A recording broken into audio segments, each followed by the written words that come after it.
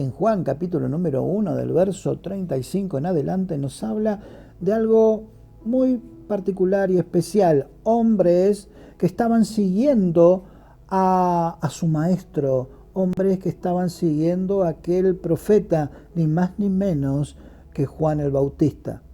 Aquellos hombres de pronto habían escuchado decir a su líder, aquel que estaba preparando el camino para el Salvador, para Jesús, les estaba diciendo, aquel es el Hijo de Dios, aquel es el hombre el cual estábamos esperando. Imagínense para los hombres que estaban forjando hombres, forjando discípulos, forjando a aquella legión de hombres que iban a transmitir un mensaje, aquellos que estaban siendo oidores de unas enseñanzas maravillosas, escuchar que su maestro les estaba diciendo, al que esperamos es a él, al que esperamos es a aquel hombre, a Jesús.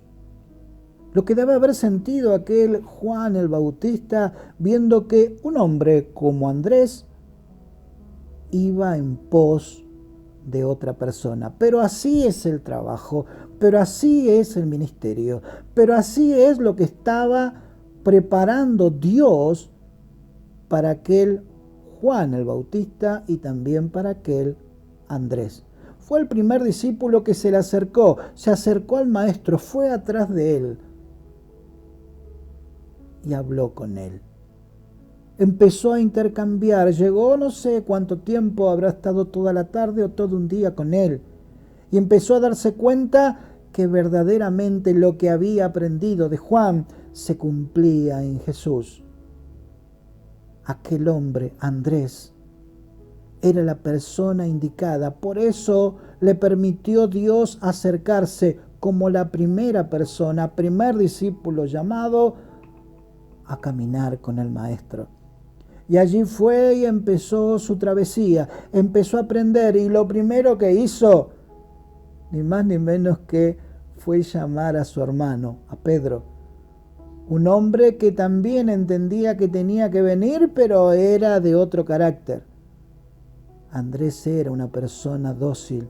Andrés nunca se preocupó por ser el primero, pero ¿qué pasa con Pedro? Pedro sí era el impulsivo, Pedro sí quería exponerse, Pedro sí era aquella persona que quería que todos sepan qué era lo que hacía y qué no hacía. Pero aquel fue. Imagínese el impacto que había tenido Andrés para que al primero que fue de su familia fue y lo llamó para que supiera que el Redentor, que aquel que esperaba el pueblo, ya estaba caminando muy cerquita de él. En aquel momento donde Jesús tenía que hablar a un gentío muy grande y de pronto caía la noche y los discípulos decían, bueno, mándalos a su casa, que ya es tarde, que vayan a comer allí en sus hogares. Bueno, Jesús le dice con algo tan tremendo que decirle, denle ustedes de comer. Y me imagino a los discípulos mirándose uno a otro, pero ¿qué le vamos a dar? No tenemos tanto dinero. ¿A dónde podemos ir a comprar si lo tuviéramos? ¿Cómo poder hacer comida para tanta gente? Eso es imposible. Y mientras todos estaban pensando o diciendo, hablando, sacando cuentas de que era imposible, hubo alguien que se acercó con un joven, con los 5 panes y los 2 peces. Una vianda quizás para un joven, pero fue el único que creyó que Jesús podía hacer algo. La historia usted la conoce. Dando gracias, multiplicó cestas y cestas. Todos comieron, sobró quizás alimento también. Pero lo que le quiero decir, que hubo un hombre, Andrés, que creyó en Jesús. Se habla poco de Andrés. Las veces que lo encontramos en la palabra figura el hermano de Pedro. Nunca fue Andrés únicamente, siempre fue Andrés el hermano de Pedro. Pareciera que fue un actor secundario. Pareciera que él era aquello que podía llegar a estar al costado, ayudando, evangelizando. Todos en la palabra podemos encontrar a personas que Dios pone al lado de otra para que se sientan mejor. Podemos encontrar a un Moisés y Dios le puso a Aarón al lado. Sentía confianza, se sentía bien. Quizás el mismo Eliseo fue puesto al lado de Elías. Y así cada persona era acompañada por otro.